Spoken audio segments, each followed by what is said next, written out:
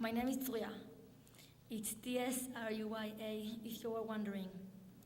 It's a very hard name for American people to say. It's a very hard name for Israeli people too.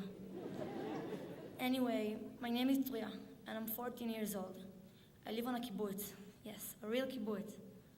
The thing I love the most about my kibbutz is our petting zoo. We have 1 female horse, 2 female donkeys, 4 female goats.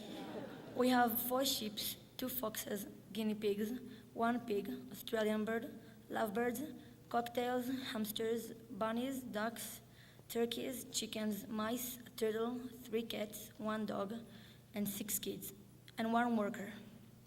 You see, in 12th grade, my school flies to Poland to learn about the Holocaust. And my kibbutz is willing to pay for the trip and for a licensed driver if we work in a place in my kibbutz. So I work in my petting zoo. My favorite animal in my petting zoo is a goat with a bent head. His birth didn't go so well, so we took care of him for 6 months before we released him to the pen. His name is Pitzkiao. He thinks we are his family. He's weird and he's so cute. My parents have been divorced since I was 5.5 years old. I remember one time my mom was talking on the phone and she was sad and she was crying and she was angry. I wanted to comfort her and I couldn't because I was only 6 years old. But now I'm happier that they're divorced because they're happier, and I have 3 cute little brothers.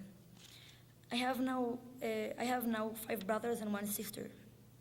One of my brothers learns in a school for Arabs and Jews. He learns to read, write, and talk in Hebrew and Arabic. I think peace begins with the right education from young age. I didn't finish yet. I can finish if you want to.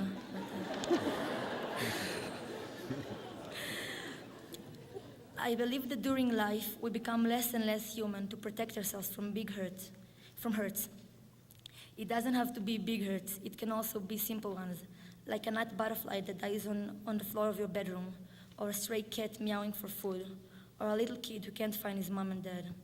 Someone who curses you, or someone who doesn't return your love. I hate gossip. It is not fair and it's not justified. 10 years of my life I spent crying from gossip until I toughened up and closed down. I stopped listening and I became a cynic. My family doesn't justify everything the Israeli army does for defense, but I do agree with having the army because they saved my life. They are called the IDF, which means the Israeli Defense Forces, and they are called this for a reason. For example, one time, 40 years ago, on my kibbutz, which was not so far from the Lebanese border back then, 4 Lebanese men came to the place where we make honey.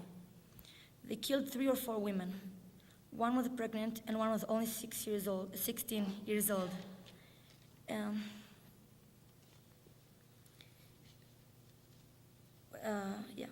The story scared me very much when I was young because my grandmother said that she was supposed to work there that day. She had just replaced a friend of her who worked on the gate and who was sick. Her best friend died from the Lebanese men. She always puts flowers on their graves. I feel the army protects my life as an Israeli. Not all soldiers are fighters, and not all fighters humiliate others. I think peace is possible when both sides hear each other, when suicide bombers won't bomb themselves, and tanks stop killing innocent people, and when the wall will come down, just as Pink Floyd once said.